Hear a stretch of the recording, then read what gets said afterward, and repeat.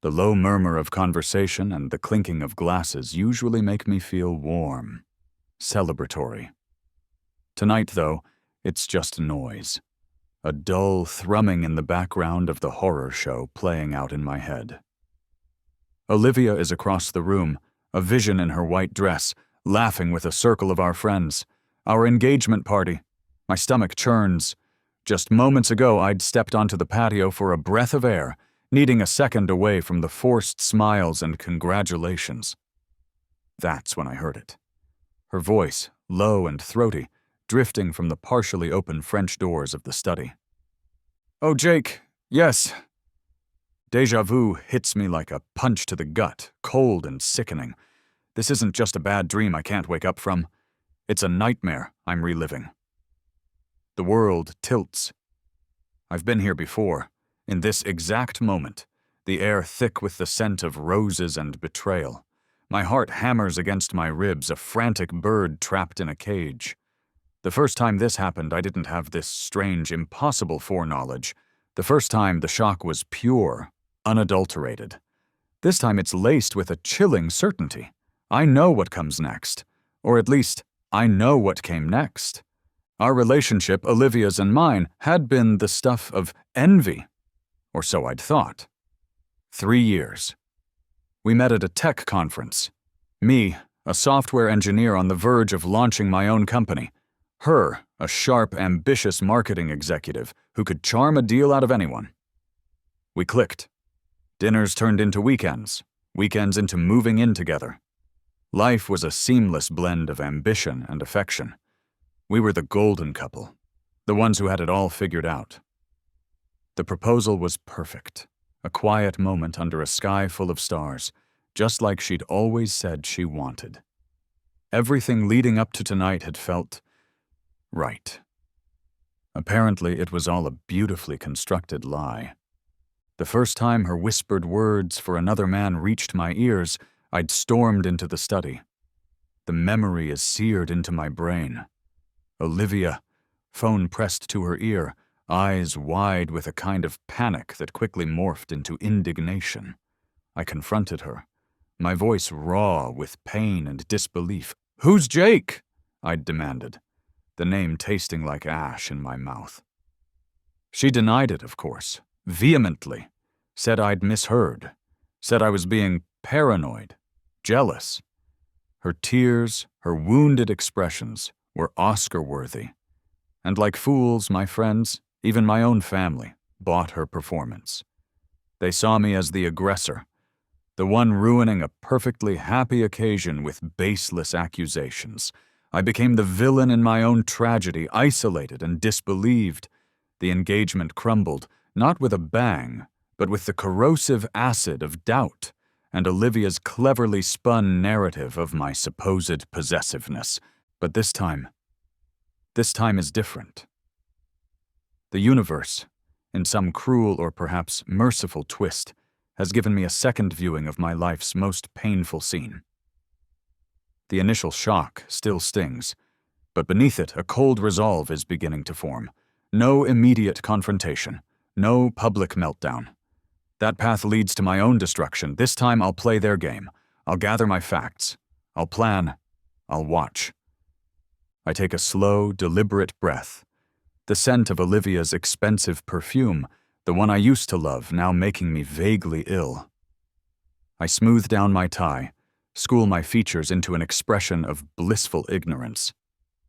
I walk back into the brightly lit room, towards my fiancée, the woman who is, for the second time in my existence, shattering my world. I smile as I raise my champagne glass to toast my beautiful fiancée. No one would suspect what I already knew or what I was about to do. The air in the party is thick with laughter and congratulations. But for me, it's a rogues gallery. My eyes scan the room, cataloging the players in this charade. There's Olivia, of course, radiant and utterly deceitful, the cloying scent of her perfume. Midnight bloom. A scent I once found intoxicating now clings to the air like a shroud, making my stomach churn with a nausea that has nothing to do with the champagne. She's the queen bee, effortlessly charming, her smile a carefully crafted mask. Then there's Jake. He's not here tonight, not physically, but his presence looms large, a phantom limb in our relationship. He's her ex, the one she swore was ancient history, a harmless ghost from her college days. Just friends, she'd said, a little too quickly, whenever his name accidentally slipped into conversation. His digital ghost, however, is very much alive and well, as I'm about to confirm. My gaze drifts to my own sister, Sarah. She's standing beside Olivia, their heads bent together, sharing a conspiratorial giggle. Sarah, my baby sister, Olivia's best friend, and now, apparently, her accomplice. The thought is a fresh stab of pain. How could she? We grew up sharing secrets, defending each other. Now it seems her loyalties have shifted. And Mark, my best friend since kindergarten. He's hovering near the edge of Olivia's circle, his eyes fixed on her with an expression I now recognize as something more than friendship. A hopeful, almost hungry look. Mark, who I'd trust with my life. Or at least I would have before this second chance at reality. He's always been a bit of a pushover, easily swayed. The idea that he could be enabling this, perhaps hoping to pick up the pieces if Olivia and I fell apart, is a bitter pill to swallow. His usual hearty laugh sounds hollow to my ears now. The next few days are a blur of feigned normalcy. I go to work, I discuss wedding plans, I kiss Olivia good morning and good night, all while a silent, methodical investigation unfolds in the shadows of my mind and the incognito tabs of my browser. It doesn't take long to find the first breadcrumbs. Olivia is usually meticulous about her digital privacy, but in this rerun of events, I know where to look, what to anticipate. I accidentally use her laptop, citing a dead battery on mine. A few carefully chosen keyword searches in her message archives. His name, certain phrases I recall from overheard snippets the first time around, and the evidence starts to pile up. Text messages, sickeningly sweet, full of shared jokes and future plans that don't include me. Can't wait to see you. Counting down the minutes. He has no idea. The words blur, each one a tiny nail hammered into the coffin of what I thought we had. It's not just Olivia and Jake. Sarah's involvement becomes chillingly clear. Messages between her and Olivia, coaching sessions on how to handle my moods, alibis crafted with casual ease. Just tell him you're with me. I'll cover. The casual cruelty of it all is breathtaking. She's not just covering. She's actively participating in the deception. I find myself staring at a picture of us as kids, beaming, innocent. Where did that girl go? Mark's role is more passive, but no less damning. He's the sympathetic ear for Olivia's complaints about my supposed recent distance. He offers her rides, knowing, I now suspect, that some of those destinations involve Jake. He's the shoulder to cry on, the good guy waiting in the wings. The realization that my best friend is hoping for my relationship to implode so he can make a move is a special kind of gut punch. The affair, I pieced together from dates on messages and deleted calendar entries I managed to recover, hasn't been a fleeting mistake. It's been going on for over a year, right under my nose. While I was planning our future, she was living a double life. The sheer audacity of it, the depth of the betrayal leaves me winded.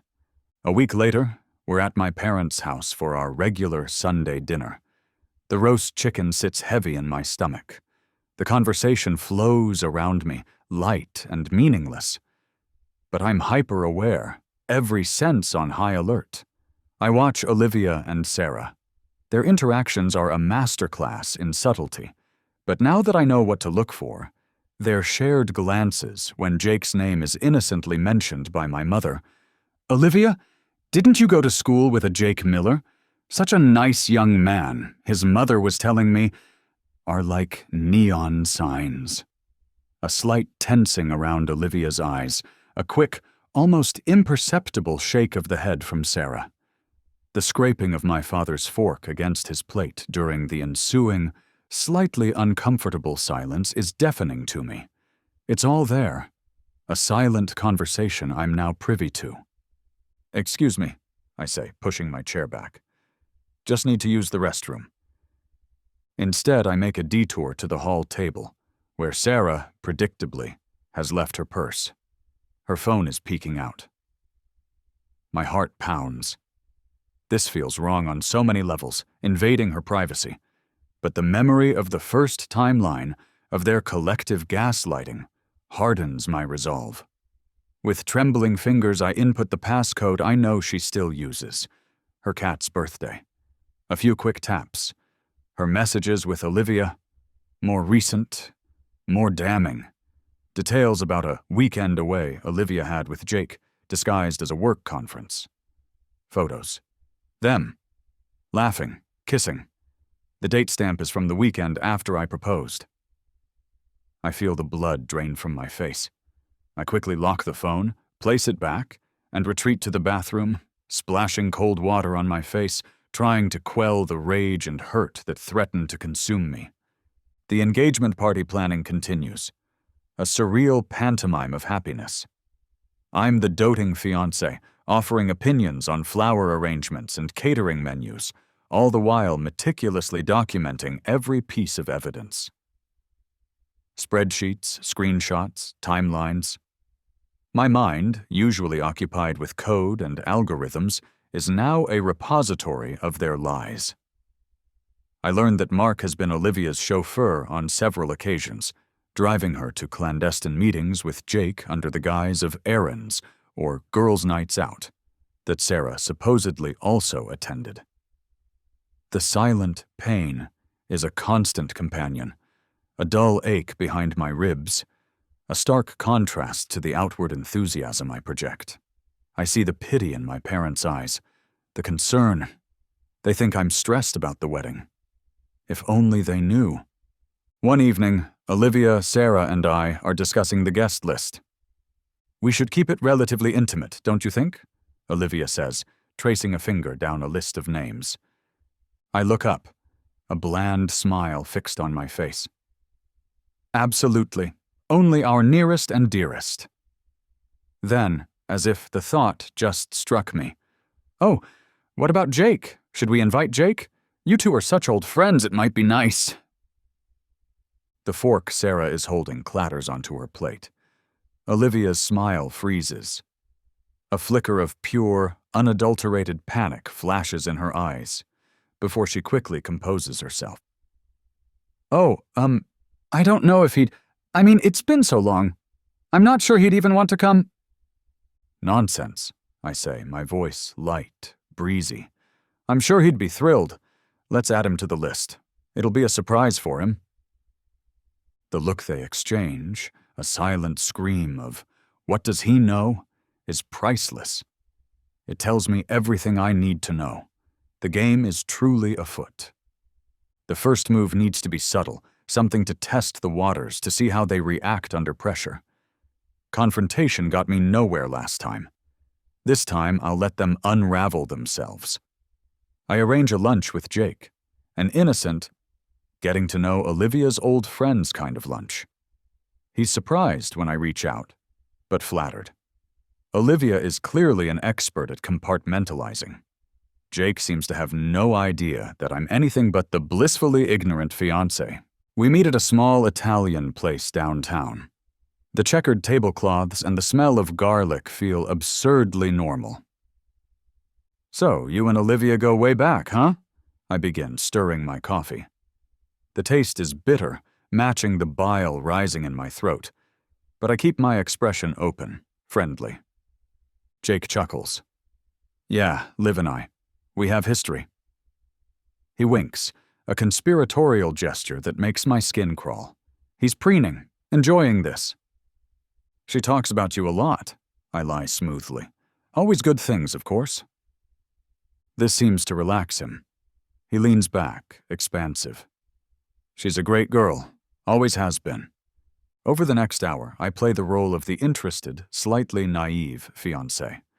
I ask about their college days, their shared memories. With a little prompting and the help of 2 glasses of wine, Jake gets comfortable. Too comfortable. He starts to reveal details, small at first, then more significant. He talks about their connection, how they just get each other. He mentions recent concerts, movies, things Olivia told me she did with Sarah or alone. My blood runs cold, but I nod, smile, ask follow-up questions. Then, the jackpot. "Yeah, we had a great weekend getaway a few months back," he says, casually swirling his wine. "Upstate, just what we needed.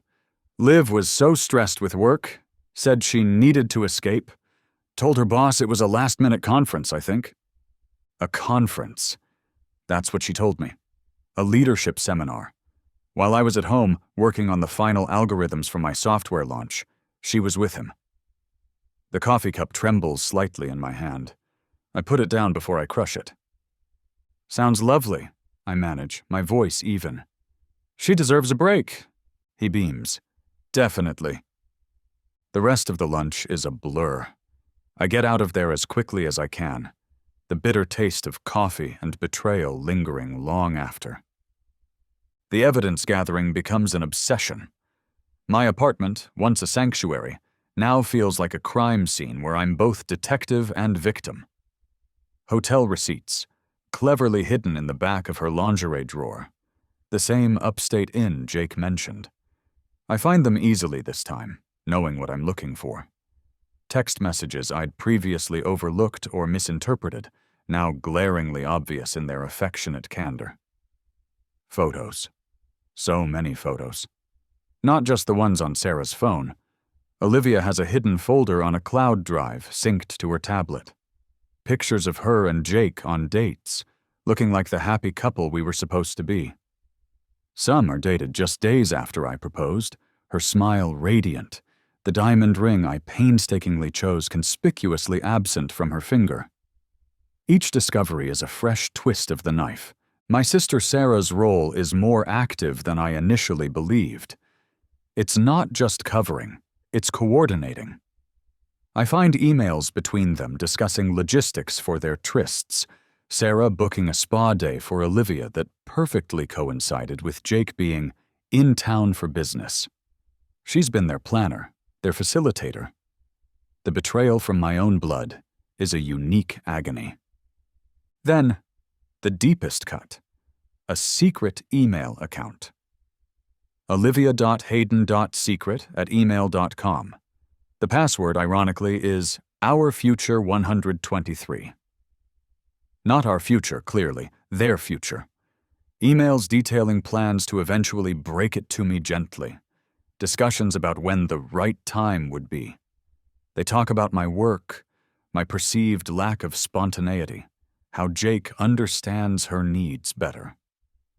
They're not just having an affair. They're planning a life together, built on the ruins of mine. Confrontation is tempting, so tempting. To scream, to rage, to show them the mountain of evidence I've amassed. But that's the old me. The new me, the one forged in the fire of this impossible second chance, is more patient, more strategic. My first countermove is small, almost insignificant. I take a few printouts, a particularly damning hotel receipt, a snippet of an email outlining a future rendezvous, and misplace them. Not where Olivia would find them, but where Sarah would. Tucked into a magazine Sarah always reads when she visits, left subtly on the guest room nightstand I know she'll use when she stays over next weekend. I pretend to be completely unaware, as a subtle panic begins to ripple through their little circle. I see it in the way Sarah's eyes dart nervously towards Olivia during that weekend visit, the hushed, urgent phone calls Olivia starts taking in the other room. The air crackles with unspoken tension. During Sunday dinner, Sarah's foot taps a frantic rhythm against the leg of the table. She keeps trying to catch Olivia's eye, a desperate warning signal. Olivia, for her part, is becoming increasingly irritable, snapping at small things. Later that evening, I'm in my home office, door slightly ajar. I overhear them in the kitchen, their voices low but sharp. "You have to be more careful, Liv," Sarah hisses. "What if he'd seen it?" "Seen what? It was nothing, just a misunderstanding," Olivia snaps back, but her voice lacks its usual conviction. "You're being paranoid." "Paranoid? After what I found? Someone's getting sloppy." A small, grim smile plays on my lips. The first seeds of doubt, of mistrust between them have been sown.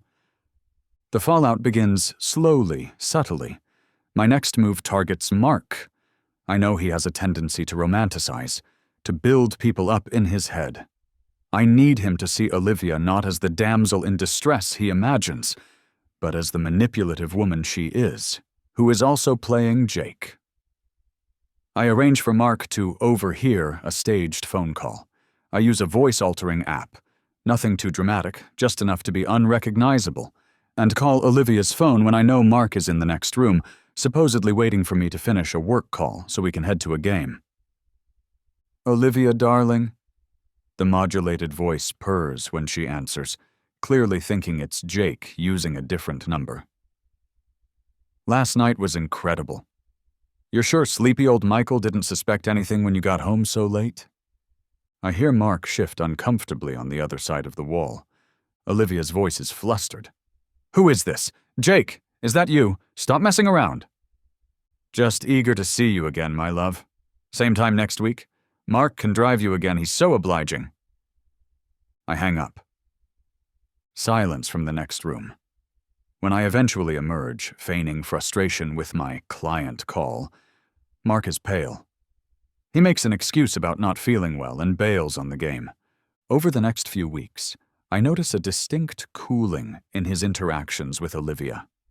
He's less attentive, his usual puppy dog enthusiasm replaced with a guarded politeness. He's seen a glimpse of her true colors, not through my words, but through what he believes is her own carelessness. He feels used, betrayed by her, not knowing I was the puppeteer. The first cracks in their unholy alliance are appearing. I watch, a silent observer, as the foundations of their deceit begin to tremble. One evening, Sarah corners me. We're at our parents' place again. Olivia is conveniently held up at work. "Michael," Sarah begins, her voice carefully casual, "is everything okay with you and Olivia? You seem distant." I look at her, my expression one of mild surprise. "Distant?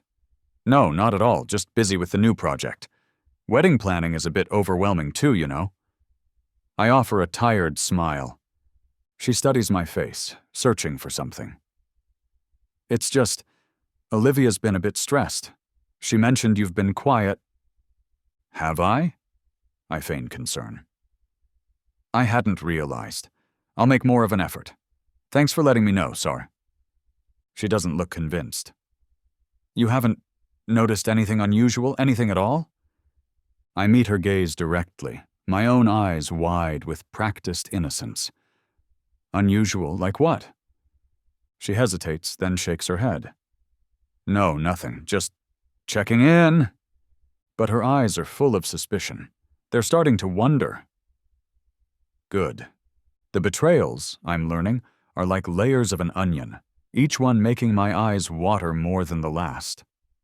Olivia has been using our joint savings account, the one we meticulously contributed to for our future home, to buy gifts for Jake. Expensive watches, weekend trips, dinners I couldn't afford at the time because I was pouring everything into my startup. The bank statements, cold, hard paper in my trembling hands, tell a story of calculated theft disguised as shared expenses. Spa weekend with Sarah was actually a down payment on a couple's retreat for her and Jake. New laptop for work presentations was a high-end gaming console delivered to an address I don't recognize, but I'm willing to bet Jake does. Sarah and Mark, it turns out, weren't just passive enablers. They were active co-conspirators in crafting Olivia's alibis. Sarah would confirm Olivia was with her, sending me pictures of them supposedly having a girls' night, photos that were clearly taken on different occasions and recycled. Mark, using his job as a sales rep that required frequent travel, provided Olivia with excuses for being out of town, claiming she was accompanying him to client meetings in cities where Jake conveniently had layovers. The level of premeditation is staggering. I find a receipt for a booking at the Ocean View Inn, the very same hotel where I first proposed to Olivia, the place I thought was our special spot. The booking is for two, under Jake's name, for the upcoming anniversary of our first date. The audacity is breathtaking. My heart feels like a lead weight in my chest. It's time to escalate. "Liv," I say one evening, feigning concern, "I've been feeling a bit disconnected lately. Maybe it's just pre-wedding jitters, but what do you think about seeing a counselor? Just a few sessions to make sure we're on the same page before the big day." Her eyes widen almost imperceptibly. "A counselor? Michael, do you really think we need that? We're fine." "I know we are," I say smoothly, taking her hand. "But I want us to be more than fine. I want us to be perfect. Think of it as a tune-up." Reluctantly, she agrees.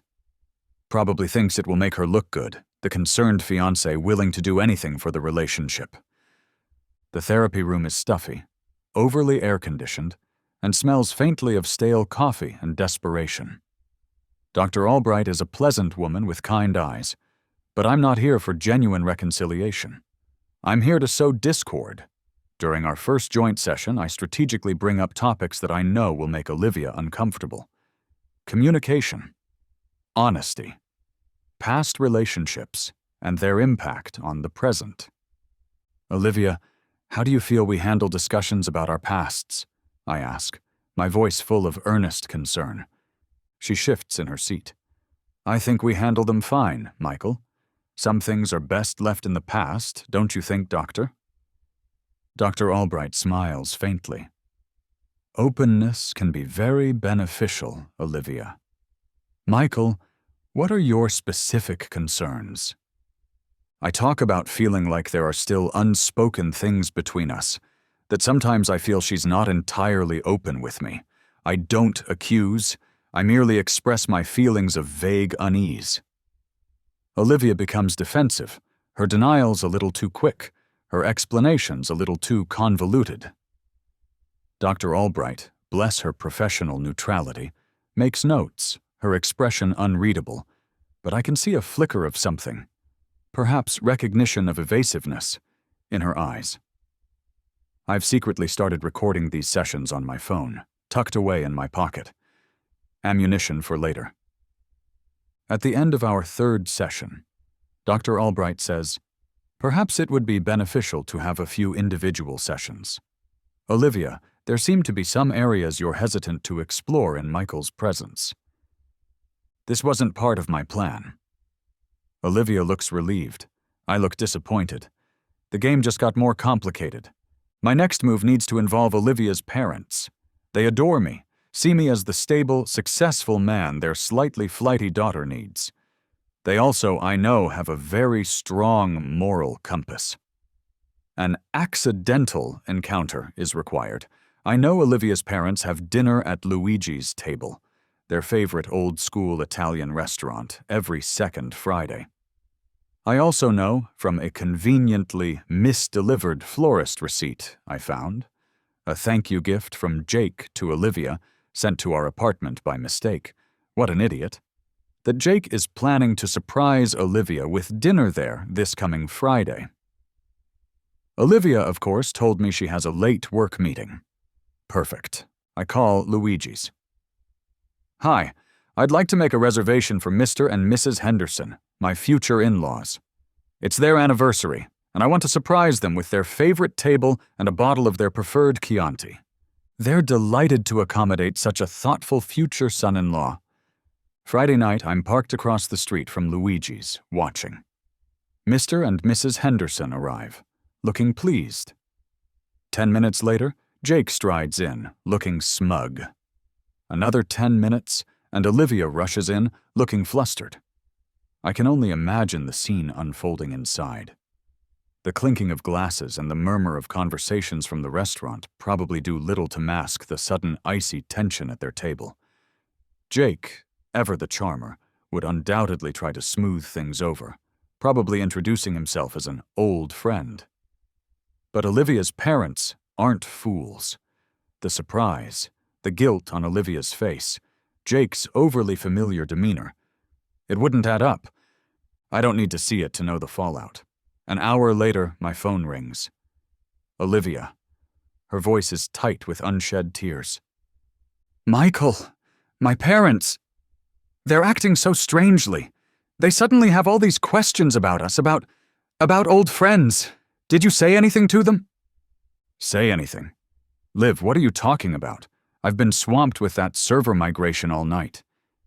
Is everything okay?" My voice is pure, innocent concern. I don't know," she whimpers. "It was just awful." "I'm sorry, honey," I say, my heart like a stone. "Maybe they're just stressed about the wedding, too." The cracks are widening. Her support system is starting to question her. The tension in our apartment is now a palpable thing. Olivia, Sarah, and even Mark are jumpy, irritable. They start bickering amongst themselves, quiet, hissed arguments I accidentally overhear. Accusations of carelessness, of someone talking too much, of not being discreet enough. "Someone must have said something to my parents," Olivia insists to Sarah over the phone, her voice sharp with panic. I'm in the shower, but the bathroom door is conveniently ajar. "Well, it wasn't me," Sarah retorts. "Maybe Jake got too comfortable, or maybe you slipped up." Mark, when he comes over, avoids eye contact with Olivia. He's surly and withdrawn. He knows she lied to him about her feelings for Jake, even if he doesn't know I orchestrated his discovery. I play the part of the blissfully unaware, concerned fiancé to perfection. "Is everyone okay? You all seem so on edge lately." I offer sympathetic smiles, make soothing noises, all while watching the chaos I've carefully orchestrated unfold. Sarah corners me again a few days later. Her eyes are narrowed, her usual bubbly demeanor gone. "Michael, I need to ask you something, and I need you to be honest with me." I put on my most sincere face. "Of course, Sar. Anything. Have you found out anything about Olivia? Anything unusual?" She's testing me, laying a trap. I look at her. A flicker of hurt in my eyes. "Found out what, Sarah? Is there something I should know? You're scaring me." She searches my face, then sighs, defeated by my apparent obliviousness. "No, nothing. Forget I said anything." But the suspicion lingers in her eyes. They know something is wrong. They just don't know how wrong. The pre-engagement dinner with our closest family and friends is the perfect stage for my next act. It's a smaller, more intimate affair than the main party will be. We're at a fancy restaurant, the kind with hushed tones and expensive wine. When it's my turn to say a few words, I stand, glass in hand. "To Olivia," I begin, my voice filled with emotion. "My beautiful, incredible fiancé." I smile at her. A loving, adoring smile. She smiles back, but there's a new wariness in her eyes. "And to all of you," I continue, my gaze sweeping over Sarah, Mark, my parents, hers. "Thank you for being here, for supporting us. You know, as we get closer to the wedding, I've been thinking a lot about what makes a marriage strong, and I keep coming back to two things: honesty and trust." I let the words hang in the air. The shifting in seats around the table is almost comical. Sarah stares fixedly at her water glass. Mark suddenly finds his bread roll fascinating. Olivia's smile is strained. "Without honesty," I say, my voice earnest, "there's no foundation. And without trust, there's no safety, no peace." Olivia and I are so lucky to have both in spades, and to be surrounded by people who value those things as much as we do. I raise my glass. To honesty, to trust, and to our future. As everyone murmurs their agreement and raises their glasses, my eyes lock on Olivia's phone, placed face up on the table beside her plate. It buzzes silently, the screen lighting up. A new message from Jake, 3. The message preview is brief but clear. Missing you, can't wait for our real celebration. It's positioned perfectly for her parents, sitting opposite her to see. I watch as Mrs. Henderson's eyes, drawn by the light, flick down to the screen. Her smile falters. Mr. Henderson, noticing his wife's change in demeanor, follows her gaze. His jovial expression hardens. Olivia, oblivious, beams at me, relief flooding her face that my speech wasn't a confrontation. I just smile back, a serene, knowing smile. Checkmate, for now. The final pieces of their duplicity fall into place with a sickening thud. I discover Olivia and Jake aren't just idly dreaming of a future. They're actively planning her exit strategy from our relationship. They're discussing the timing, how she'll break it to me, Cold feet, needs space to find herself, the usual cliches. The goal is to make it seem like her decision, to paint her as the heartbroken one forced to make a difficult choice, thus preserving her image and, crucially, ensuring she keeps the expensive engagement ring and any other assets she can leverage. Sarah and Mark are naturally involved. Sarah is coaching Olivia on how to appear devastated, how to manage the fallout with our families. Mark, ever the opportunist, is helping Olivia scout new apartments, positioning himself as her supportive friend, ready to offer a shoulder and perhaps a spare room to cry on. The audacity of it all leaves me breathless. The sound of the late autumn rain lashing against the windows of my apartment mirrors the storm raging inside me. For so long, I've suppressed the raw pain, focusing on strategy, on retribution, but now, reading their casual dismissal of me, their calculated plans to discard me once they've squeezed what they can from the situation, I finally allow myself to feel the full, crushing weight of their betrayal. It's a cold, hollow ache that settles deep in my bones. I find messages indicating they plan to initiate the breakup within days, right after the engagement party. They want one last hurrah, one final public display of our happiness before she pulls the rug out from under me.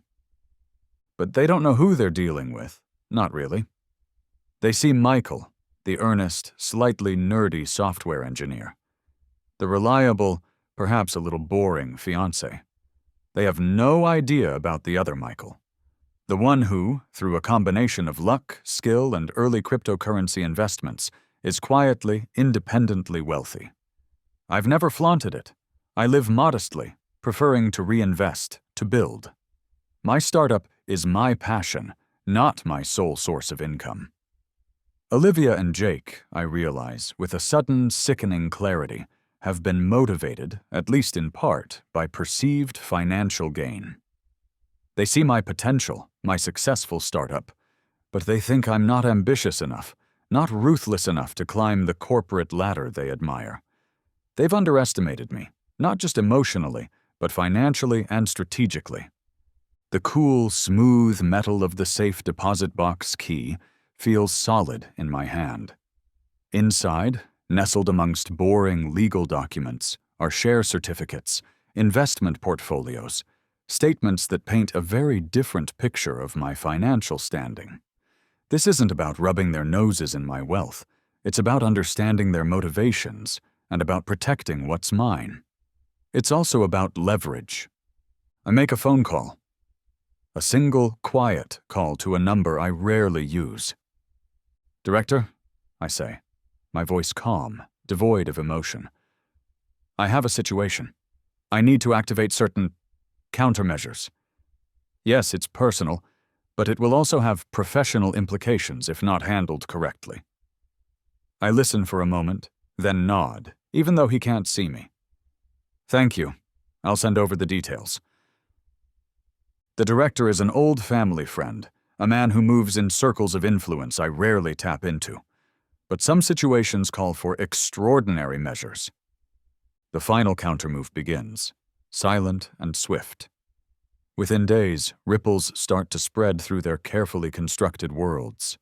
Jake, who'd been boasting about a lucrative job offer in another city, a key part of his and Olivia's future plans, suddenly finds the offer rescinded.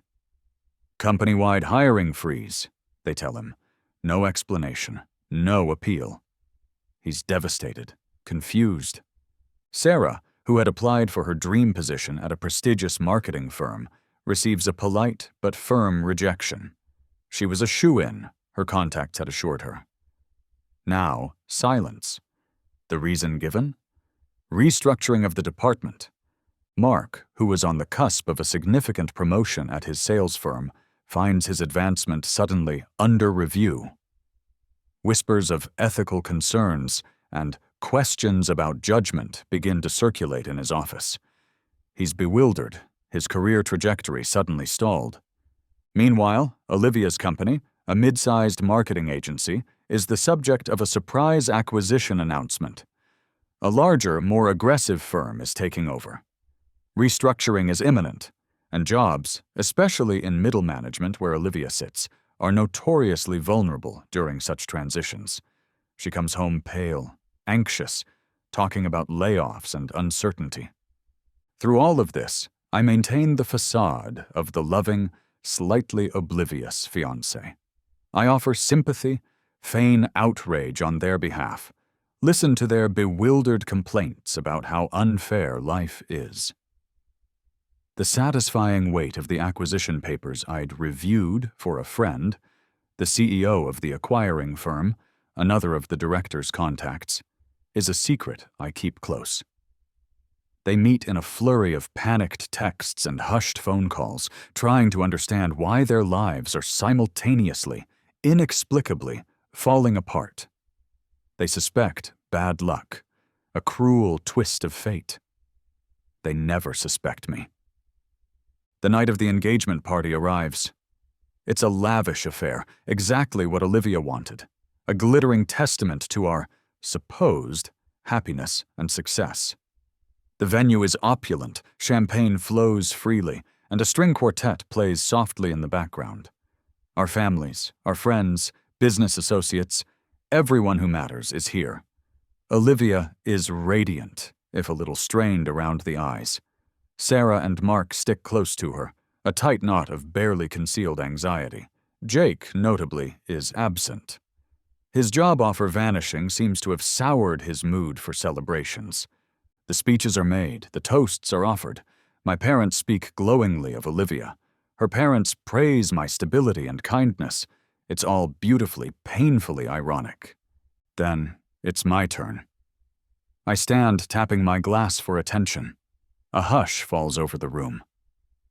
Thank you all for being here, I begin, my voice clear and steady. This is a very special night for Olivia and me. I pause, letting my gaze sweep across the room, lingering for a moment on Olivia, Sarah, and Mark. A night for celebrating love, commitment, and truth. Just as I say the word truth, a man in a sharp suit, someone no one recognizes, walks purposefully towards our head table. He carries a large, official-looking manila envelope. He stops before me. Mr. Thorne? He asks, his voice professional, carrying in the sudden silence. Apologies for the interruption. An urgent business matter for your attention. He hands me the envelope. I take it, my expression one of polite surprise. Thank you. All eyes are on me. Olivia looks confused, then annoyed at the interruption. Do excuse me for a moment, I say to the room. It seems business never sleeps. I make a show of opening the envelope. Inside, as planned, is a meticulously compiled dossier. Photographs, Printouts of emails and text messages. Bank statements with damning transactions highlighted. Hotel receipts. A sworn affidavit from a private investigator detailing Olivia and Jake's affair, complete with dates, times, and locations. Everything. I scan the first few pages, my face carefully schooling into an expression of dawning horror, then profound shock and sorrow. The room is utterly silent. You could hear a pin drop. Olivia is staring at me, a nervous tremor starting around her lips. "Michael? What is it? What's wrong?" I look up, my eyes meeting hers. The mask of the loving fiancé drops away, replaced by a cold, hard calm. "For the first time since this all began," I say, my voice carrying to every corner of the room, "I finally spoke the truth." Or rather, I hold up a photograph of her kissing Jake, the date stamp clearly visible. This will speak the truth for me. Chaos erupts. The sudden silence that had fallen over the room shatters into a cacophony of gasps, murmurs, and shocked exclamations. I remain standing, calm amidst the storm I've unleashed. Olivia's face has gone from confused to ashen. She stares at the photograph in my hand, then at me, her mouth opening and closing like a landed fish. "Michael, what is this?" she stammers. Her voice barely a whisper, but in the ensuing quiet, it's audible. "This," I say, my voice devoid of its earlier warmth, resonating with a chilling finality, "is the truth, Olivia. The truth you, your best friend Sarah, and my best friend Mark have so skillfully hidden from me for over a year. I don't raise my voice. I don't need to. The evidence in my hands, which I begin to calmly lay out on the table for those closest to see, speaks volumes, page after page. Each one a nail in the coffin of their deception." Olivia breaks down. Not in quiet tears, but in racking sobs that shake her entire body. "No, it's not! It's not what it looks like! Michael, please!" Her denials are interspersed with tearful, half-formed apologies. "It was a mistake! A stupid mistake!" Sarah rushes to Olivia's side, attempting damage control, though her own face is pale with shock and dawning horror. "Michael, maybe we should discuss this privately," she urges, her voice trembling slightly. "This isn't the time or place." "Oh, I think this is precisely the time and place, Sarah," I reply coolly, my gaze flicking to her. "Since you were so instrumental in arranging the private moments that led to this." Mark looks utterly shell-shocked, his face a mask of disbelief and guilt. He avoids my eyes, staring at the tablecloth as if it holds the answers to the universe. My parents look stunned, hurt. Olivia's parents are staring at their daughter with expressions of profound disappointment and anger. I reach into my pocket and pull out the engagement ring. The diamond, the one I'd chosen with such care, such hope, winks mockingly under the chandeliers. It feels heavy, a burden. Instead of a dramatic throw, I simply place it on the table next to the damning evidence. Then I pocket it. It's a significant asset, after all. "The engagement," I announce, my voice steady, cutting through Olivia's sobs, "is off." I turn and walk away. I don't look back. The sounds of Olivia's hysterics, Sarah's frantic attempts to console her, the rising voices of our families erupting in arguments, follow me out of the ballroom. But they feel distant, like echoes from another life. The weight that lifts from my shoulders as I step out into the cool night air is immense. The days that follow are a barrage. My phone becomes a relentless harbinger of desperate pleas, calls, voicemails, a flood of text messages. Olivia is prolific. Her messages swing wildly between tearful apologies. "I made the biggest mistake of my life. Please, Michael, we can fix this." Indignant self-pity. How could you embarrass me like that, in front of everyone? And outright denial. Those pictures mean nothing, you're twisting everything. Jake, surprisingly, attempts contact. A long, rambling email trying to explain his side, painting himself as someone who was also manipulated by Olivia's charms, claiming he didn't know the full extent of our commitment. It's pathetic. Sarah sends a flurry of texts, each one more desperate than the last.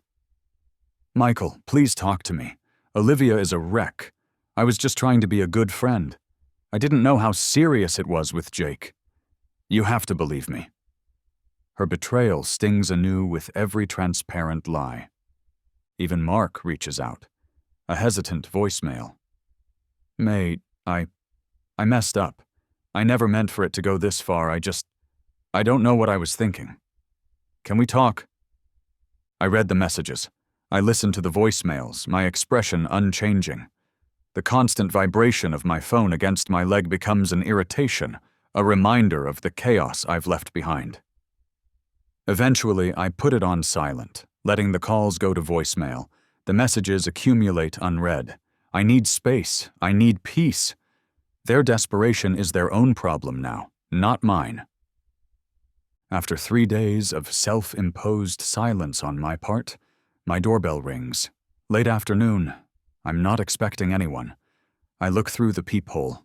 My heart sinks just a little. All 4 of them. Olivia, red-eyed and pale, flanked by Sarah, who looks like she hasn't slept in days. Jake, looking uncomfortable and out of place. And Mark, shuffling his feet, looking utterly miserable.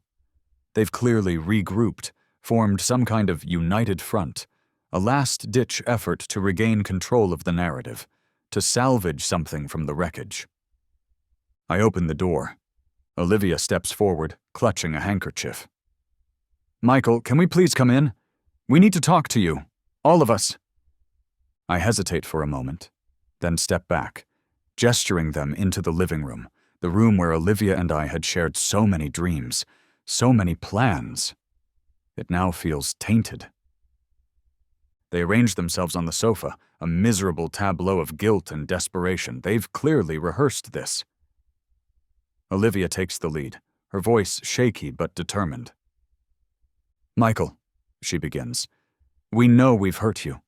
Terribly. And we are so sorry. She glances at the others, who murmur their agreement. What happened? It was complicated. There were misunderstandings, mistakes made on all sides.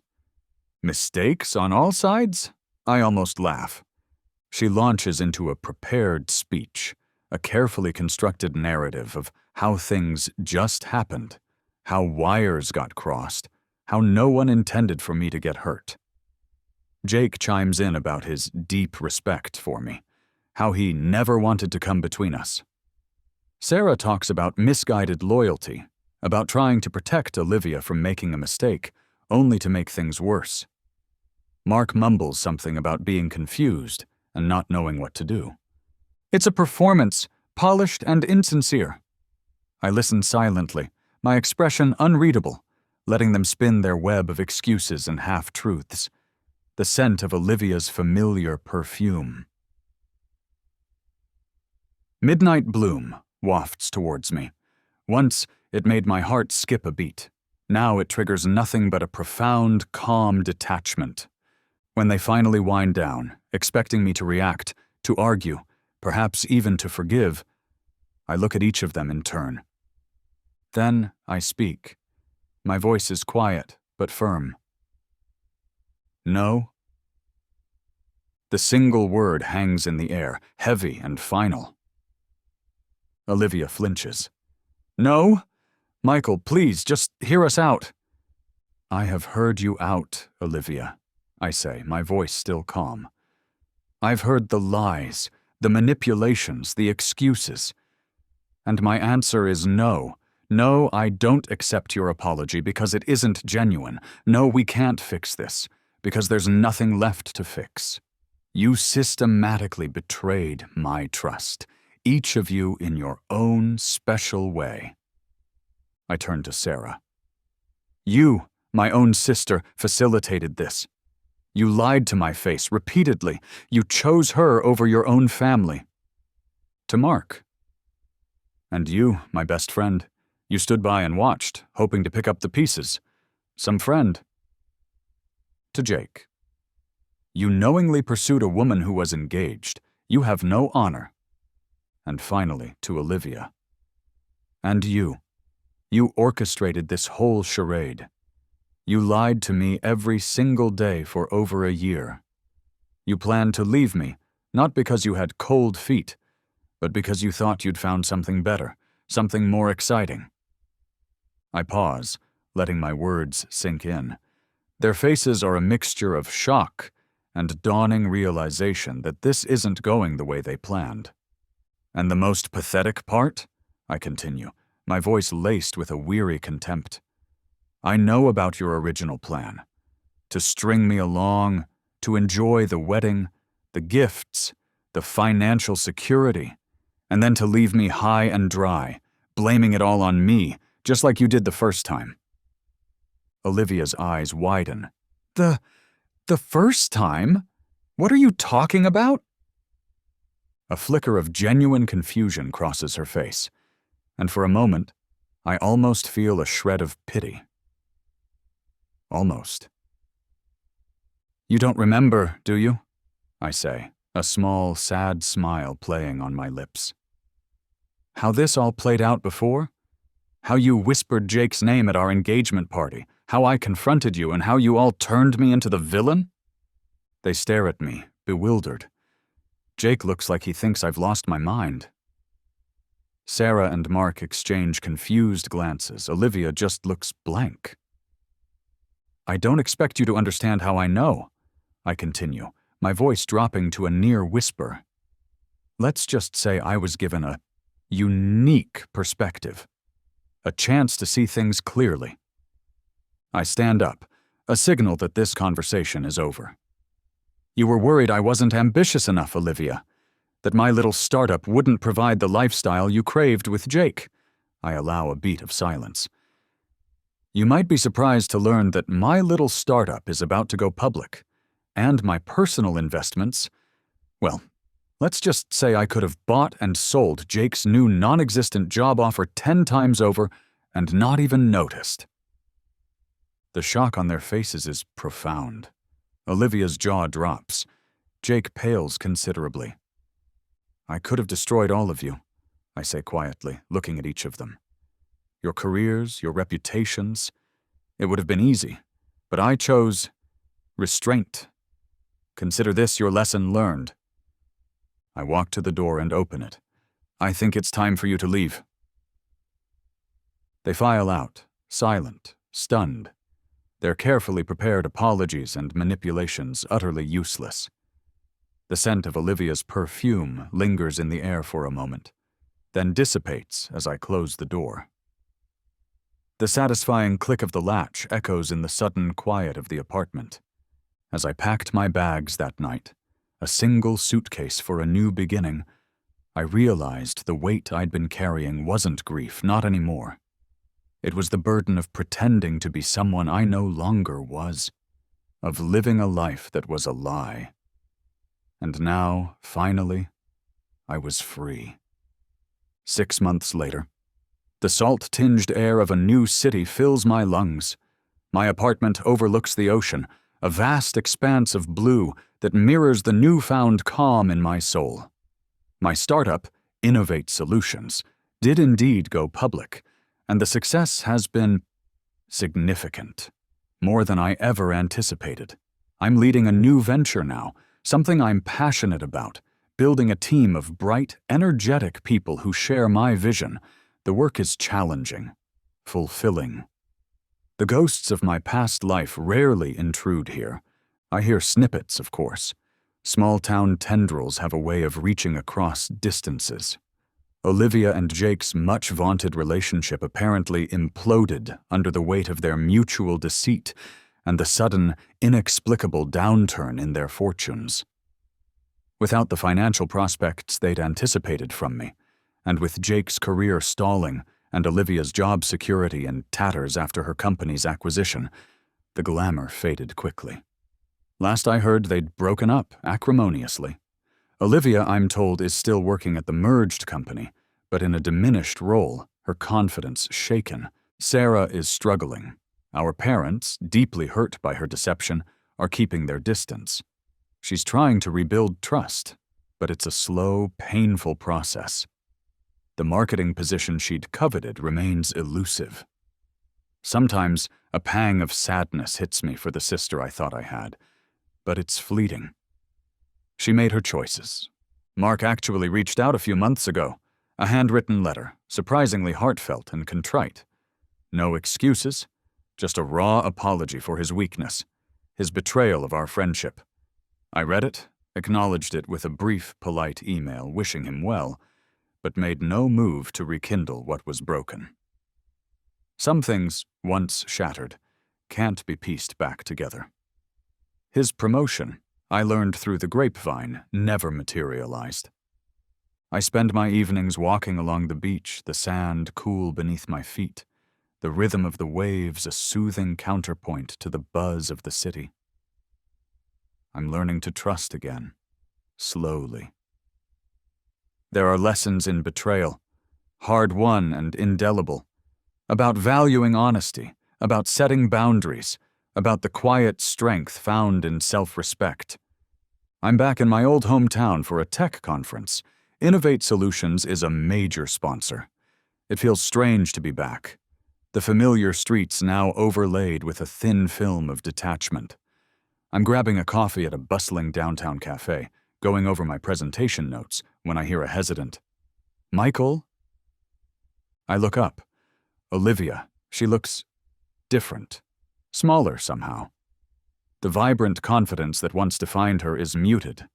Her expensive clothes seem to hang on her a little loosely. There are shadows under her eyes. "Olivia," I say, my voice neutral. Not unkind, but not warm either. Just polite. "Hi," she says, fiddling with the strap of her purse. I saw your company was in town. Congratulations on everything. It's amazing." "Thank you." An awkward silence hangs between us. The bustling energy of the coffee shop, the chatter of other patrons, the hiss of the espresso machine all seem to fade into the background. "How have you been?" she asks, her gaze not quite meeting mine. "I've been well," I reply honestly. "Busy, good busy." "That's good," she says. I'm okay, still at Intermark. It's been a transition." I nod, offering no comment. She takes a deep breath. "Michael, I know it's probably too late and I don't expect anything, but I am truly sorry for everything. I was lost and stupid, and I ruined the best thing that ever happened to me." Her eyes are glistening. I look at her, and for the first time, I don't feel anger or bitterness, or even the ghost of pain. I just feel nothing. A peaceful detachment. The wounds have healed, leaving behind faint scars that no longer ache. "I appreciate that, Olivia," I say, and I mean it.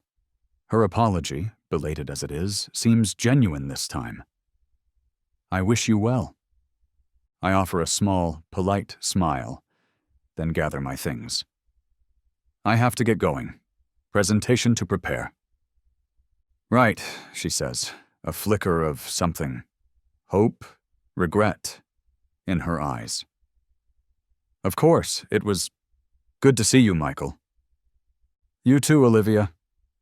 And I walk away. No lingering glances, no what-ifs, just a clean, straightforward exit. The past no longer has any power over me here, in this busy cafe, in this new chapter of my life. The final scene isn't some dramatic Hollywood ending. It's quiet. It's me, on the balcony of my beachfront apartment, a glass of wine in hand, watching the sunset paint the sky in hues of orange and purple. My new venture is thriving. There's someone new in my life, a woman named Claire. It's early days, easy, comfortable. No drama, no games. Just honesty and laughter. But the focus isn't on that, not really. It's on the deep sense of peace that has settled within me. Experiencing that devastating betrayal not once, but twice, with the impossible gift of foreknowledge the second time around, could have broken me.